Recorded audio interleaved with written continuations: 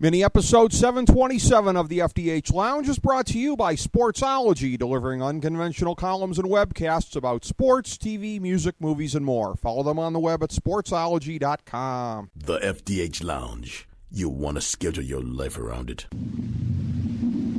A long time ago, on a gloomy, wet Cleveland spring night, two men stand alone amidst the late-night drizzle. Their voices echo across the vacant station parking lot as they debate the merits of the great American radio show that have been missing for far too long. On that night, an idea was born. That idea became the FDH Lounge.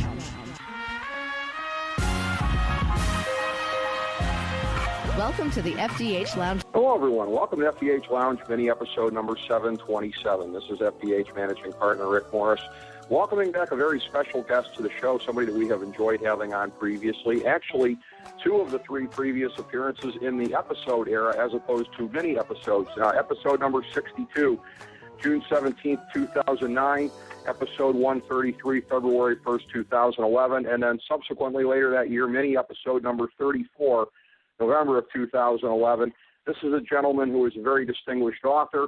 We have spoken with him in the past regarding a couple of his books, House of Cards, A Tale of Hubris and Wretched Excess on Wall Street, as well as Money and Power, How Goldman Sachs Came to Rule the World, and have picked his brain certainly on matters of the world economy, which, again, has been a very troubled place for a good part of the last 7 years or so.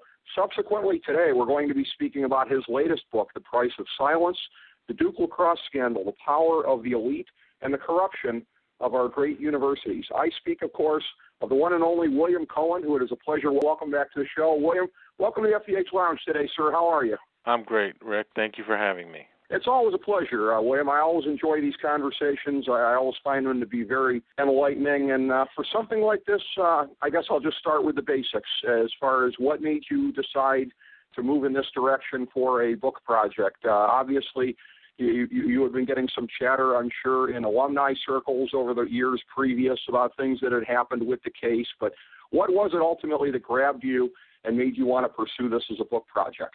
Well, first of all, I'm a Duke alum, so when this happened, I was sort of riveted by it, like many people. And, when it first sprung onto the scene, I think a lot of Duke alumni thought, oh, my God, unfortunately, I think we can imagine this because, the lacrosse team and lacrosse players are sort of a sui generis kind of culture and,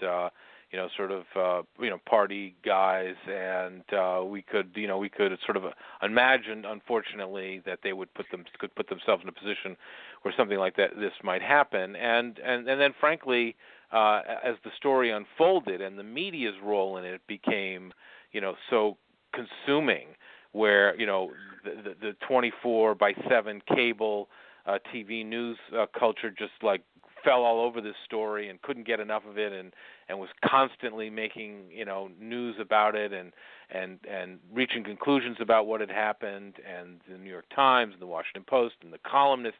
It just became a massive media conflagration. And then, of course, the DA, Mike Nifong, added to it by appearing like night after night for a week or so on cable TV to sort of tell his version of what had happened even before much of the evidence was known. And so I decided, Rick, that I needed to, once the whole thing had died down and was in the rearview mirror, I needed to figure out what had happened. I was curious about what had really happened, and I figured the only way to get to the bottom of what really happened was to start at the beginning with a blank sheet of paper, let all of the sort of the built-up emotion in this case to sort of die down and just go back to the very beginning and figure out what had happened, and that's what I set out to do. Well, it really seemed, William, both off my recollection of the case at the time and then certainly subsequently from reading your book, that it seemed like a perfect storm in a lot of different types of ways, particularly with the element of race being interjected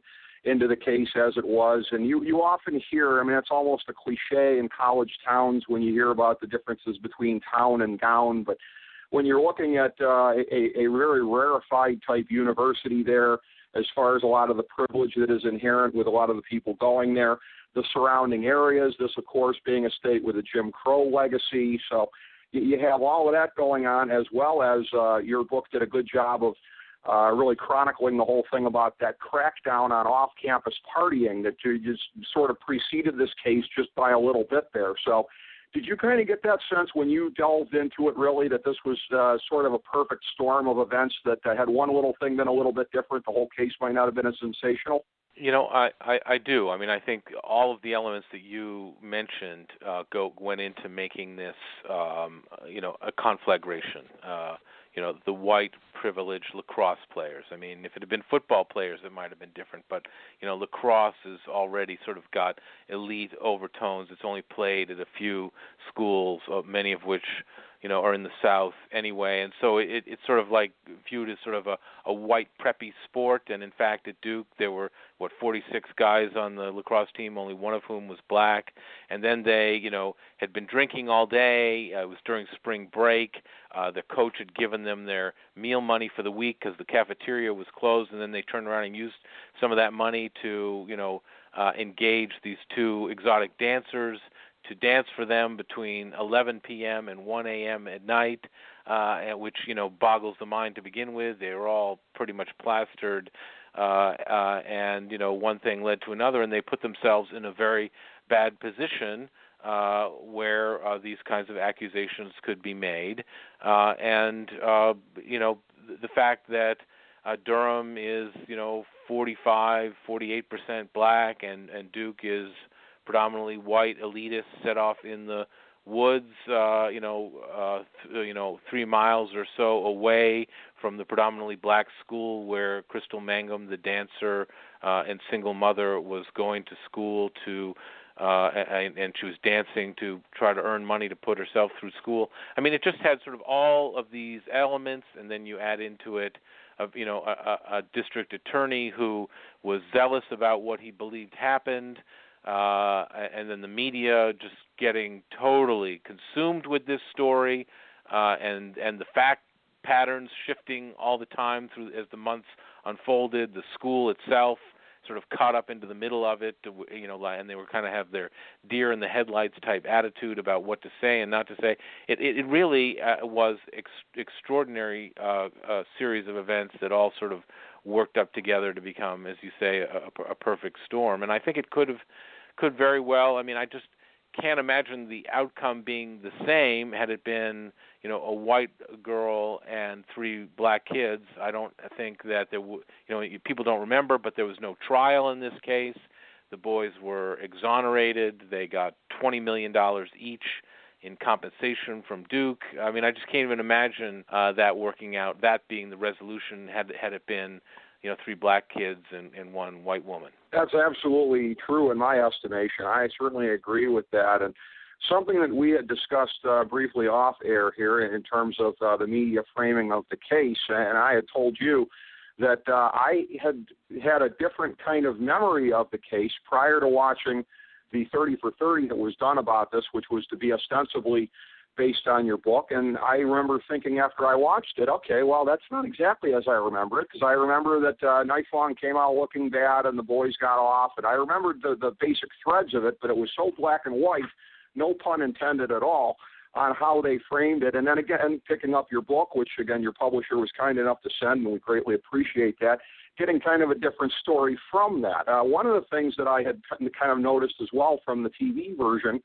was the framing of Mike Nightfong. And I have to tell you, my impression was much the same as when I watched Making a Murderer. He was almost sort of getting the treatment of the special prosecutor from that show, which I don't know if that was coincidental or not, but I'd just like to get your thoughts on this, because, again, it is a project that, as you had indicated to me, there was, I guess, reasons that you didn't show up on camera here. I was expecting to see you when I was watching it. I didn't know the backstory, but I'm just interested to know your side of the story as far as how they covered it and what they did with the story.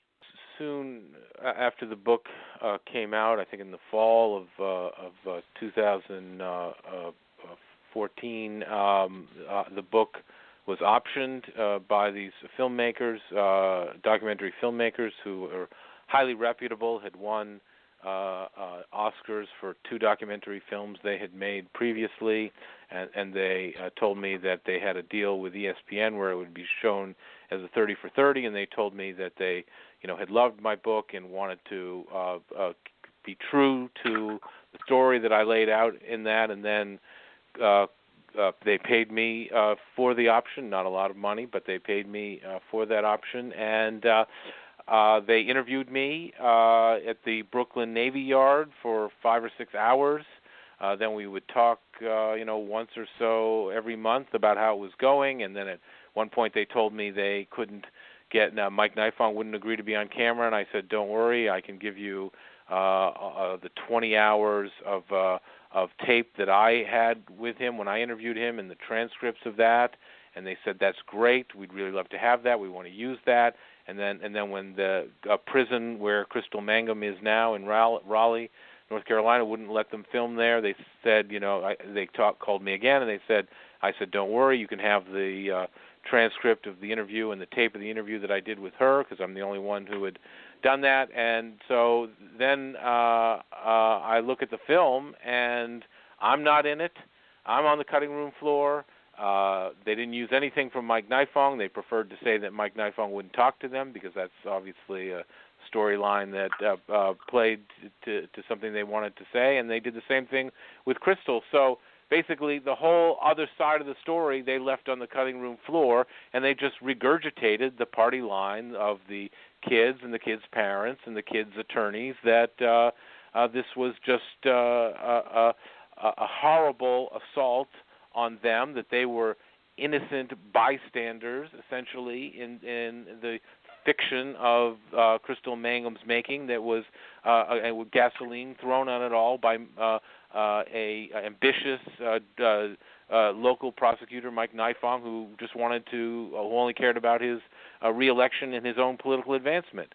Well, that is the party line. That is what most people remember.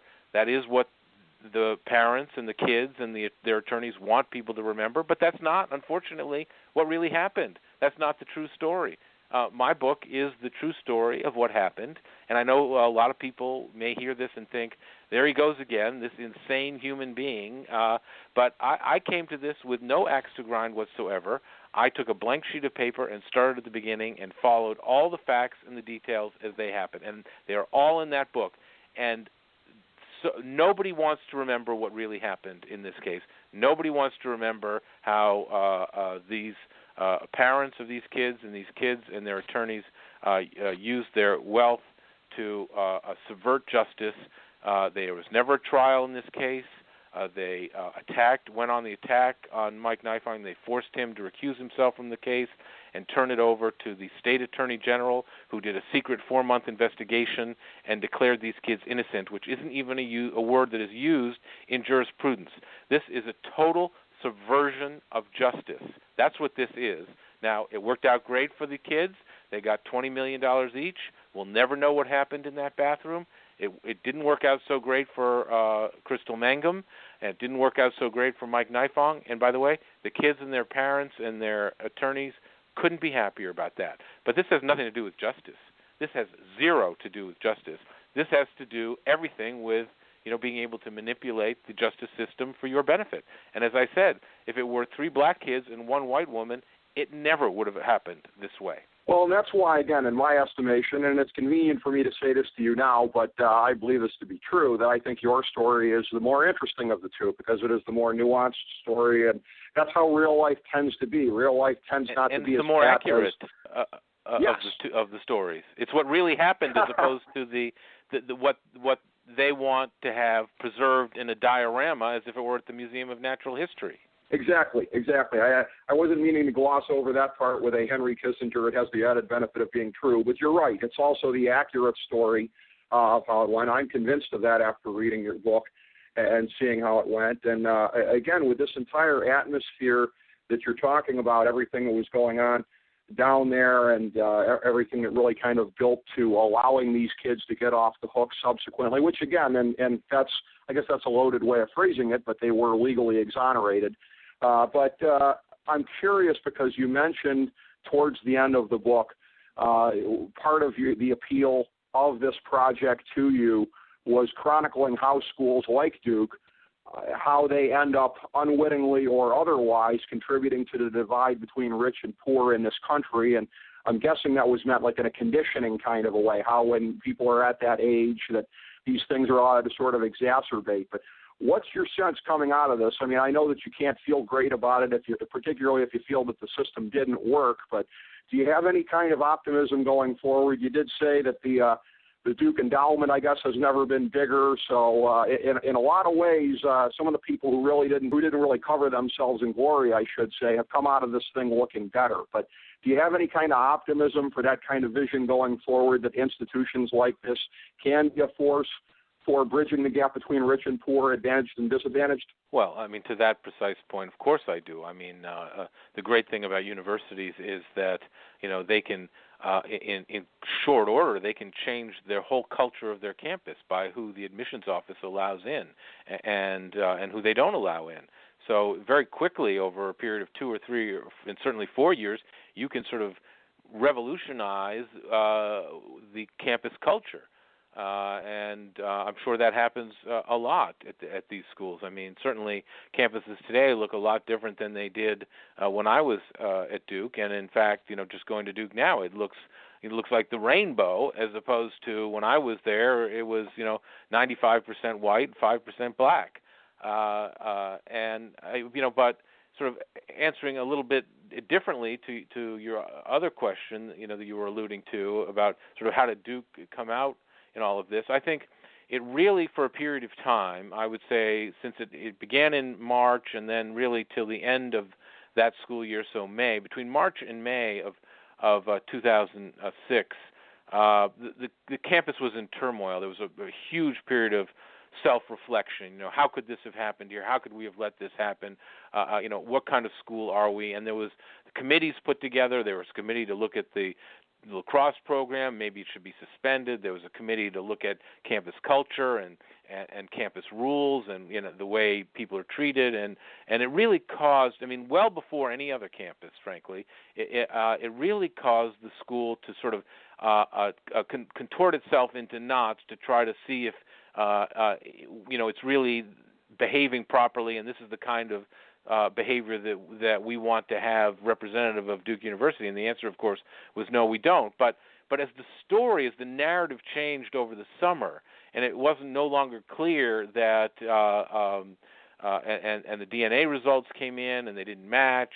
And then by the fall, when Crystal Mangum couldn't remember really whether in fact she had been raped and the rape charge was dropped, all of that sort of introspection that Duke was going through, which would have been so beneficial and so interesting and so ahead of the curve, never happened, because by the time the fall resumed, they had already decided to reinstate the lacrosse team, because basically a lot of what had supposedly happened was walked back, and so Duke just sort of said, "Oh, okay, never mind. I guess that didn't really happen after all," without in fact examining why it was that the kids invited strippers to a party, why they had been drinking all day, why they'd been using their lunch money and their cafeteria money to pay for booze and women, and sort of the whole culture of bad boy behavior. They could have examined. Instead, they just said, okay, never mind. I guess this didn't happen after all. These are not the droids you're looking for. Let's just resume your regular scheduled programming. And by the way, as a result, Duke's endowment is now $3 billion more. It's never been harder to get. It's never been harder to get into. And Duke's athletic programs have never been better.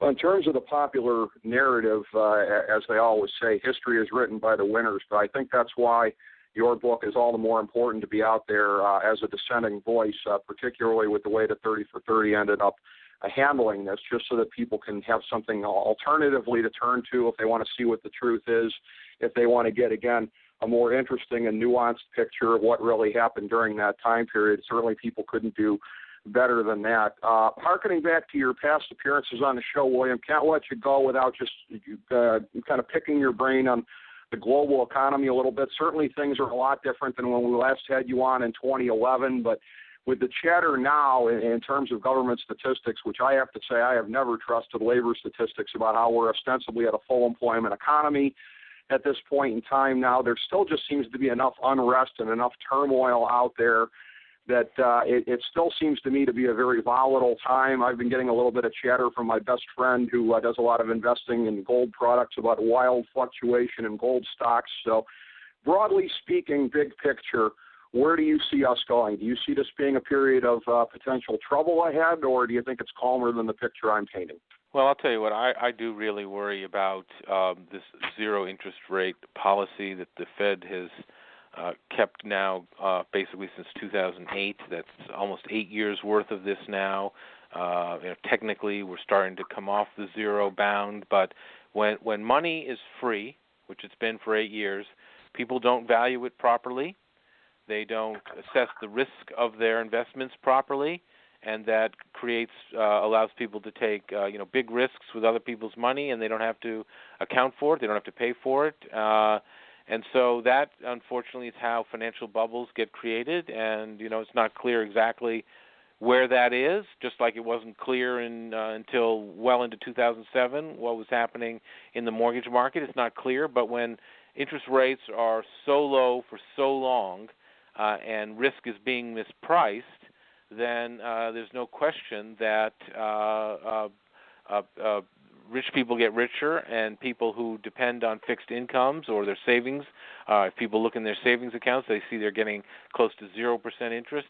That is just not healthy for the economy, and that's not healthy for people who are not making money from money. And so, frankly, I don't buy that we are at a full employment either. I think there are millions of people who have sort of given up trying to find work, who can no longer feel like they're part of the current economy because they, maybe worked on a car assembly line, and now they have to make an app for an iPhone, and that just doesn't compute for them. And frankly, I don't blame them. I mean, we used to make things. Now we make apps for iPhones, and the iPhone is an incredible product, but not everybody who used to make cars or used to be in manufacturing can adapt to where the new jobs are, and I think that's a major league problem that is not being accounted for, and there hasn't been much growth, and there hasn't been much wage growth, and so I think part of the reason that somebody like a Donald Trump has so much appeal, although I don't know why per se, but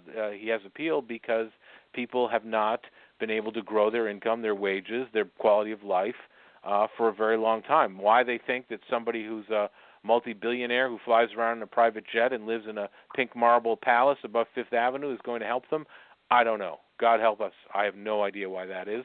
But if people want to believe it, then we're going to have a Donald Trump presidency, and then we're going to see what that's like. Well, I think you're very, very right to tie the present political turmoil that we've seen in both parties, really, but Donald Trump certainly being emblematic of it. I think you're very right to tie that to this underlying economic unease because, I think a lot of people just aren't buying what they're hearing about the incredible comeback of the last couple of years, and we shall see how that turns out. I just, while you were talking, I was thinking I do have a parting question for you as well. You're the first person that is learned enough on this subject. We've had a chance to ask this of since this kind of popped up, but the thought has arisen with the show recently here of looking into the increasing automation in not just the American economy but in the global economy. I have become convinced that when experts talk about the need for a Manhattan Project on something, that there may be no bigger need than trying to wrap our minds around that, because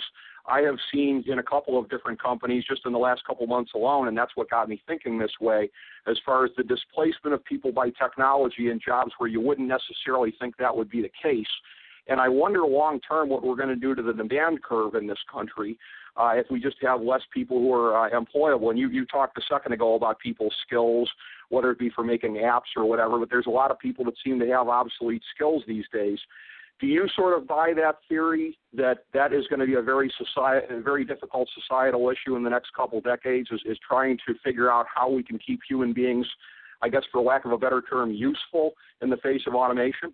Well, I mean, I think it's already a big problem, and I don't think it's going to be solved easily. I think, unfortunately, if, you used to work in a steel plant and you no longer can make steel, you can't just like go down the street to and start, as I say, designing an app for an iPhone. I mean, your just brain isn't wired that way, and even with all the retraining in the world, I mean, I think that would be a very difficult thing.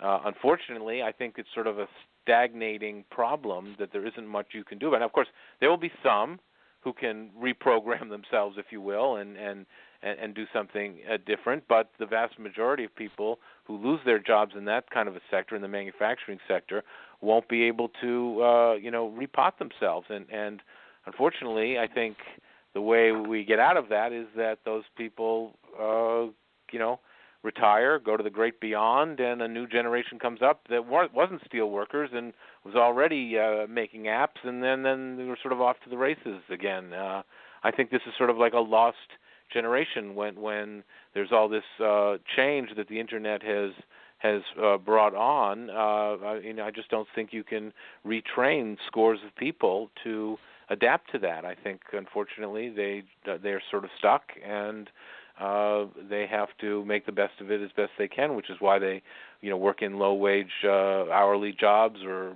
working at fast food, or these crazy jobs that are so unfulfilling. I mean, I don't think they can get the kind of fulfilling work that they once had because we just don't make as much steel as we used to, and we don't manufacture as much as we used to. So I think it's a chronic problem, and I think the statistics don't capture that. I think you're right about that, and I'll tell you, the thing that really kind of alarmed me, and I don't mean to be dismissive of the blue-collar jobs, but it's a thing where the mind kind of accepts that, at least intellectually, that that it's going that way. I guess it was the amount of automation that I had been seeing increasingly in the white-collar sector that kind of got me really, really alarmed, because it seemed to be breaching the traditional walls of what we associate with this, and that's what really kind of got me thinking along those lines, William, is that, there are jobs that I think a lot of us just didn't tend to associate in our own minds could ever be automated, where things are going that way. So for all these sci-fi fantasies we've had over a period of time about killer robots and everything, the truth might be much more mundane than that. It might just simply be them rendering us obsolete in a lot of areas of life. Well, look, I completely agree with you. I've written a few stories, including for the Financial Times, about, and nobody's going to cry, but for these people, but people who I worked on Wall Street with, they get to be a certain age in their 40s and 50s. They get forced out of these firms. They're no longer valued, and they've probably made a lot of money, but they've been making money, doing Wall Street things. But in the real world, nobody's going to pay you to do Wall Street things.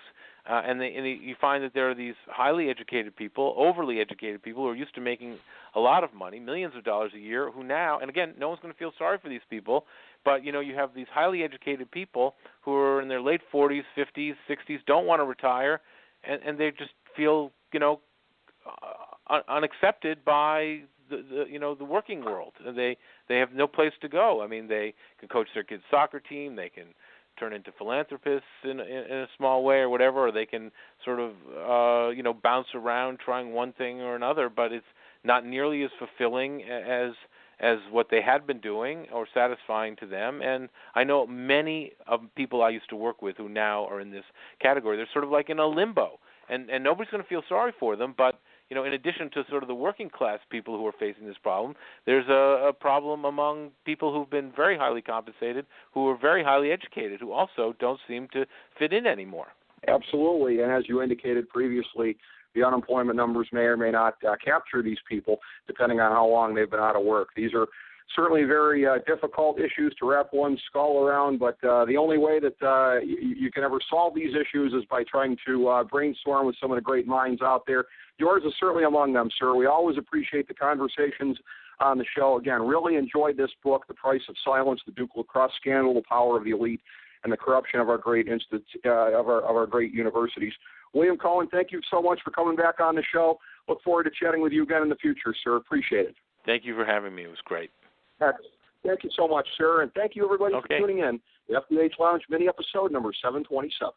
As we bring the show to a close, we would like to extend our deepest gratitude to NBC, CBS, ABC, Fox, all Clear Channel affiliates, TNT, TBS, USA, UPN, Deadspin.com, YouTube.com, YTMND.com, MySpace.com, various blogs, Fox News, CNN, CNBC, MSNBC, IamBoard.com, Billboard.com, Google.com, ESPN, ESPN2, ESPN News, ESPN Classic, NBA TV, NFL Network, Sports Time Ohio, Athlon Magazine, Comedy Central, Cartoon Network, The Boomerang Channel, QVC, BET, The Spice Channel, Steno Notebooks, Manwich, Papermate Office Supplies, waitresses, strippers, bartenders, garbage men, janitors, microwave popcorn, the writers of The Office, Scrubs, Entourage, My Name is Earl, Oz, Metalocalypse and the Boondocks, Aquafina, and the periodic table of elements.